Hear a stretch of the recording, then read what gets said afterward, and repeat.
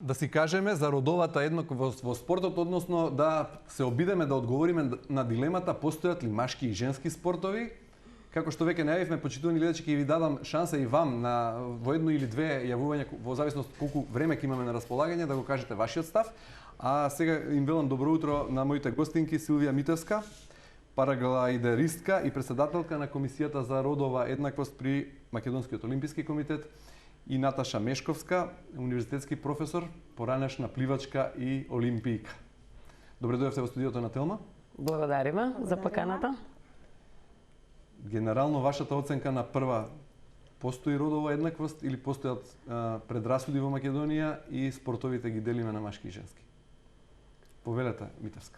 Па не само кај нас, во Македонија, на светско ниво, да кажеме глобално ниво, широм целиот свет, постои родова нееднаквост во сите сфери, меѓутоа кога збориме за спорт, тоа е значително изразено.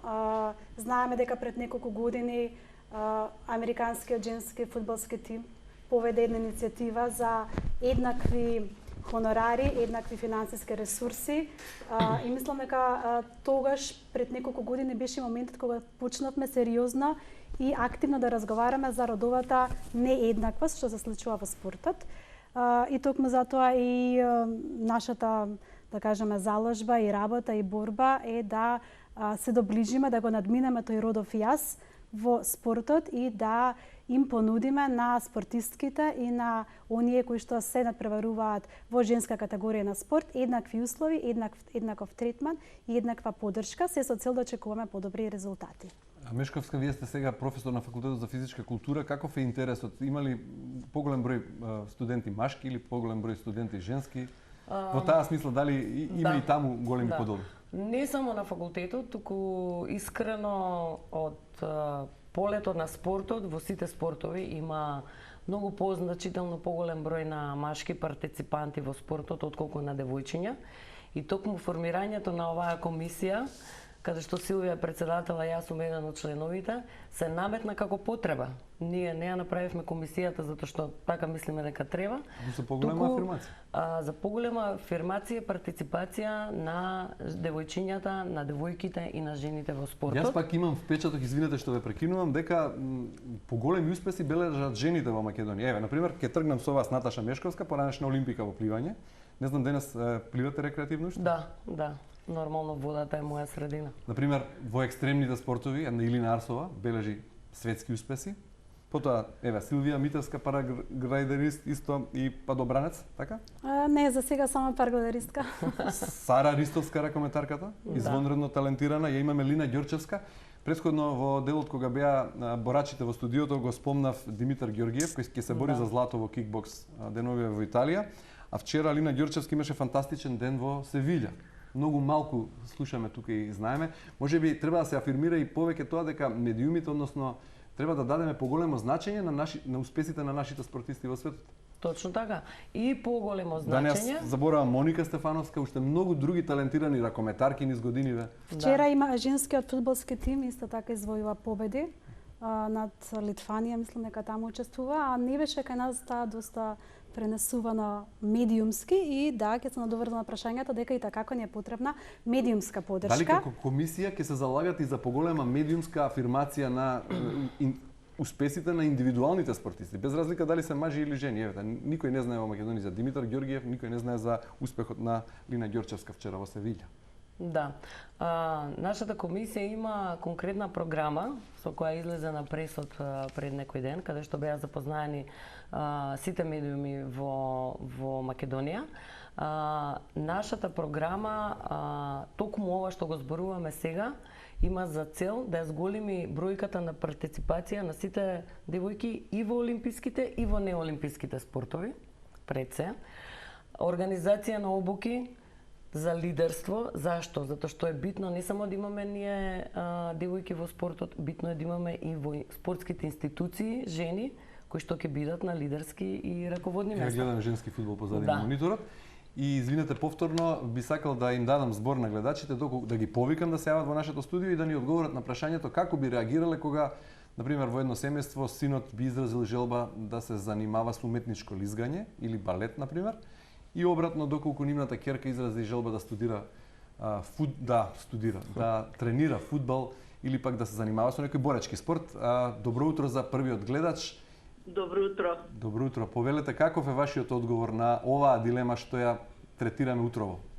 Видете, јас имам само ќерка која што ја стимулирав да плива, да не ја стимулирав. Она активно учествуваше, идеше во балет, учеше до средно музичко, значи идеше во базен и сето тоа го сметавме како должност да си ги воспитаме децата на повеќе полиња. Ова со спортот што ви се гостинките, посебно сакам да нагласам дека никогаш не сме имале предрасуди дали женско или машко. Имавме фудбалски клуб женски, значи жени во карате, имавме еве господјата Наташа во пливање. Меѓутоа, да не ја заборавиме и Атина Бојаджи. Значи, тоа се наши светски имиња кои што не се докажа само в рамки на Југославија, која беше 20 милионска, и имавме врвни спортисти жени. Така ви се заблагодарувам на јавувањето, на вашата констатација и на поддршката на нашата дебата. Прашање за моите гостинки, дали се работи за родови стереотипи или пак навистина некои спортови се малку погруби од некои други? Има ли и таква разлика? Генерално се работи за родови стереотипи. Според ние малку истражувања што ги имаме кај нас, меѓутоа и на светско ниво може да се повикава нисите истражувања, е дека партиципацијата во спортски активности е многу поголема кај момчиња него кај девојчиња, особено во пубертетскиот дел. Мислам дека тука треба да се насочиме со сите активности и мерки како да ги стимулираме и мотивираме девојчињата и девојките да ја гледаат еднината во спортот. Кај нас знам дека имаме многу женски клубови кои што и така имаат проблем со обстојување, и така имаат проблем со мобилизирање на нови генерации, девојки да тренираат. И затоа ќе се навратам на вашата претходна констатација, колку многу ни е потребна таа медиумска афирмираност на спортистки како Наташа, на спортистки кои што нешто направиле за нашата земја. Утринска програма на Телма, студиово останува отворено, да ни праќате секој петок женски талент да го промовираме. Одлично, супер идеја. Од идеја. било кој спорт, дали станува збор за индивидуален или колективен, без разлика. Тоа е добра порака што треба да ја пратиме во јавност, да бидат блиску до девојките, да бидат блиску во јавност. Секој петок ние сме отворени за спорт како тема. Ја спомнавте партиципацијата во клубовите и дека е таа поголема во машките, односно отколку во женските клубови и спортови. Кои се другите неправди со кои се соочува Македонија кога станува збор за оваа спортска родова нееднаквост? Најголемиот предизвик, и повторно ќе нагласа, не е само кај нас, тука е широм светот, меѓутоа ве збориме за нашиот контекст, е исто така и малата застапеност на жени во структурите на спортските субјекти, онаму каде што се креираат политики. Значи, ние може да влијаеме на поголема партиципација на девојки, може да ги стимулираме и мотивираме, меѓутоа истовремено е многу важно девојчињата и потребите на девојките да бидат застапени онаму каде што се креираат политиките. А тоа е на менеджмент, на раководно ниво. И затоа, Наташа, како што каже претходно, се залагаме да имаме поголема родова застапеност секаде онаму каде што се креираат политиките, каде што е процесот на креирање на одлуки, затоа што сакаме да видиме еднаков пристап, еднакви ресурси кон женски спорт и машки спорт, еднаква медиумска поддржаност, еднаква програма. Сакаме да го слушнаме гласот на жените. Ги слушнаме жените. Митевска порано се занимаваше како граѓански активист, сега и комисија при Македонскиот олимписки комитет. Каков е вашиот став? Има ли државата слух? Имате ли поддршка од државата за афирмација на родовата еднаквост во спортот? Ваква комисија имало и претходно, меѓутоа мислам дека овој состав на комисија ќе бидат луѓе кои што конкретно ќе направат промени на терен. Она што е многу важно е дека ние сите што сме членки во комисијата имаме позади себе добар бекграунд, сме почувствувале на сопствена кожа што значи да бидеш жена спортист во оваа земја, во оваа средина. Знаеме каде точно треба да делуваме, имаме точно утврдена програма, имаме точно утврдени приоритети и тоа се треба да го спроведеме сега на терен, да чека голема работа. Во таа насока можеби си поставивте за цел, една од стратешките цели на комисијата, да се изборите за жена претседател на Македонскиот олимписки комитет во следниот мандат или за директор на Агенцијата за млади и спорт, да биде жена, бидејќи досега на таа позиција биле само мажи? Ние досега само да нагласам дека имаме одлична соработка со Агенцијата за млади и спорт, они се спроведуваат активности кои што се однесуваат на родова еднаквост и навистина мислам дека со заеднички сили ќе се избориме заедно кон исполнување на нашата крајна цел. Секако дека работиме на лобирање, заложба. Во однос на раководните позиции. Во однос на раководните позиции во сите спортски субјекти, не исклучувајќи ги сите. Значи ние дали треба женска енергија на некоја од тие институции кои треба да го афирмираат спортот? Дали секаде фино работа со пари. Мислам дека секаде домаќински работа со буџетот на граѓаните. Ние на факултетот се извинувам Силвија, прв пат имаме жена декан. Ете, и тоа е успех. Тоа е еден од примерите и таа жена декан ние секако член во нашата комисија. Да дадеме шанса на уште еден гледач, бидејќи времето е кусо, а темата е многу интересна. Повелете во програма сте. Ало, добро утро. Добро утро. Добар ден веќе. Сакам да ги поздравам нашите врвни спортисти. Едно ќе ви кажам, јас бев бивши ракометар во бивша Југославија, јас сум многу постара сега. Меѓутоа, не сум добра со здравието. Меѓутоа, многу ми е криво што овака заврши. Јас бев до 18 години ракометар. После тоа бев во Београд на такмичење на оние справи, на козлици, на душеци, на тие работи се, и тоа за време на бивша Југославија, Тито кога беше на стадион. И се такмичевме словенци, црногорци, македонци. Ние бевме втори македонци, излеговме втори. А ракометар бев, меѓутоа нашата држава тогаш не финансираше, а моите родители нема во состојба да ме финансираат до крај. Иначе толку желба имам, ракомет не пропуштам. Никога, секогаш ракометот го следам. Господјо, ви посакувам добро здравје и ви благодарам на ова јавување. Ете, токму тоа е причината поради која овие две дами се утрово со нас во студијато. Ако таа поранешна држава не ве поддржувала вас, сега ќе се обидеме да сите во еден широк фронт да си поставиме за цел да се избориме за поголема поддршка на спортистките во оваа наша држава. Сега е многу поразлично, се надоврзам. Сега имаме, јас сум советничка на председателот на владата за спорт, имаме одлична соработка со сите институции државни и она што се прави сега не било направено никогаш претходно. Колку е буџетот за во Агенција за млади спорт за поддршка на спорт? Па мислам дека најдобро таму да се обратите со ова прашање, меѓутоа повеќе кратен, да. Повеќе кратен. Агенцијата велат дека буџетот е многу мал. Повеќе кратно е зголемен буџетот и се поддржуваат многу активности поврзани со родовата еднаквост. Меѓутоа нашата комисија е при Олимпискиот комитет и мислам дека она што ние би го работеле е повеќе насочена кон афирмација на спортистките, кон поголема медиумска видливост, кон поголема партиципација на девојките во спорт и секако кон креирање на безбедна средина, затоа што знаеме дека спортот понекогаш може да има предизвици за девојките и девојчињата и сакаме да креираме еднаков и безбеден спорт за сите кои што сакаат да тренираат. Во изминатите петоци и рубриките посветени на спортот имавме врвни спортисти во нашето студио на ово место каде што денес седите вие. Сите генерално превладува ставот дека не достигаат пари за поддршка на спортот. Мешковска, дали вие го делите тоа мислење? Морам да признам дека во однос на претходните години сепак буџетот за спорт во оваа држава е зголемен. Голема поддршка направија ваучерите што ги доби секоја спортска федерација од Агенцијата за спорт и млади. Така да мислам дека работите можеби споро, но сигурно се менуваат на подобро во однос на сите спортови. Како се распределуваат тие средства после во самите федерации, тоа е друго прашање и не е наша тема денеска. Како поранешна пливачка, како би оцениле Македонија има многу деца кои тренираат, за жал, на ограничен број базени, меѓутоа има многу пливачки клубови, има многу пливачи и машки и женски. Има ли таленти, имаме ли шанси во некој нареден период да се гордееме со некој нов идол во таа смисла? Апсолутно да, апсолутно да. Ние сме ризница на таленти во пливањето. Ние до некоја возраст, 13-14 години, тоа се, да речам, кадетски резултати, сме во врвот на Европа со резултатите на тие деца. Ги губиме децата потоа, затоа што нашите услови во Македонија за тренирање, пливање, конкретно за овој спорт, се исти како пред 40 години.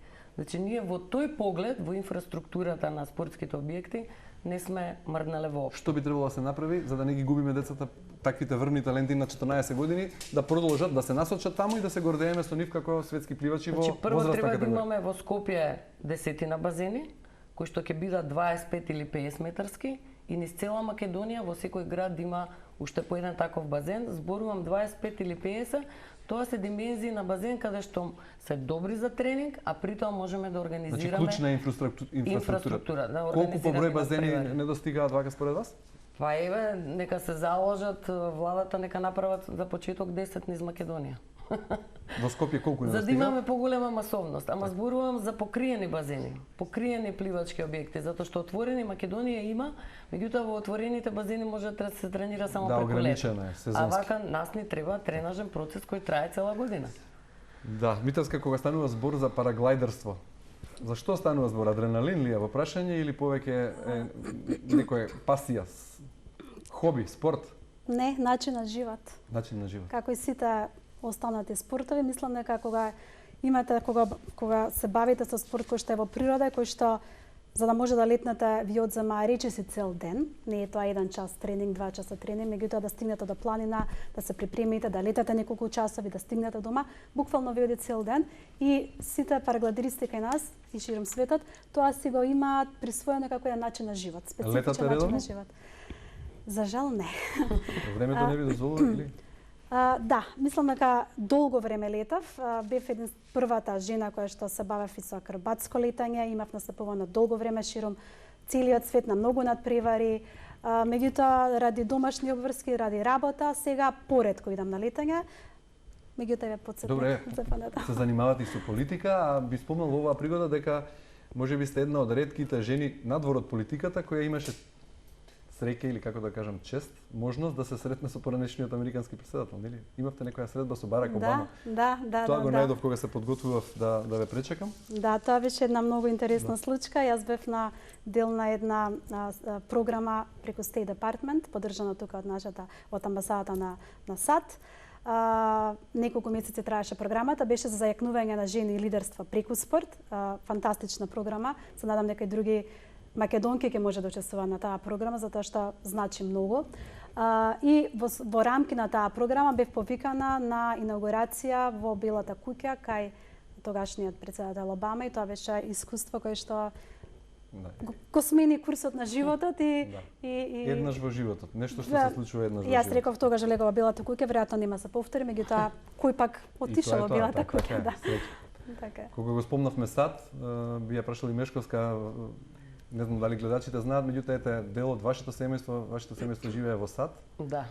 Димче Мешковски, нашиот популарен актер на кој со така носталгија се сеќаваме, како е сега, каде живее? Неговите колеги актери во Скопје викаат единствениот актер кој заврши во Холивуд. Во Лос Анџелес живее? Да, татко ми и мајка ми се преселија во Лос Анџелес како пензионери двајцата да помогнат во чувањето на внучето и останаа таму. Им се погоди и климата. Се погоди Холивуд на Димче? Да. Им се погоди и климата и третманот и здравствената грижа што ја добија таму од државата Калифорнија, така да фала Богу, добри се, благодарам на прашањето, ќе ги поздравам. Секако, се разбира. Да. Му недостига Македонија? Многу му недостига, многу интересно, кога одам кај нив во зимскиот период да ги посетам за празниците за Нова година, он ми раскажува што се случува во Македонија, бидејќи се прати, буквално се. Значи дневно политичката сцена безпрекорно ја прати и он мене ме упатува што се случува. Освен политиката го следили и спортот? Да, он е љубител на спорт, буквално цел свој живот, иако е актер. На следното доаѓање е отворена покана за Димче Мешковски да ни биде гости. Кога доаѓа во Македонија? Кога е планирано патување преку океан? Пролет лето би требало да е тука и со драго срце. Он секогаш кога доаѓа, ретко доаѓа, ама се појавува во некоја телевизија, обавезно, тоа му е. Ете, голем поздрав до Димче Мешковски и семејството на Наташа Мешковска во САД. Фала. Не знам дали ќе имаме време да вклучиме уште некој гледач, за жал ќе мораме да прекинуваме. Добро. Да завршуваме. Темата е многу интересна. Јас ви посакувам многу успех во вашата цел и во вашата мисија да го афирмирате спортот како универзален, да нема предрасуди и поделби на машки и женски спортови, да имаме што повеќе успеси, без разлика дали ќе бидат машки или женски, да ги стимулираме талентите, да им дадеме шанса, да ги промовираме, афирмираме и да ги поддржиме на секаков можен начин. Секој во својот делокруг на работата, се разбира.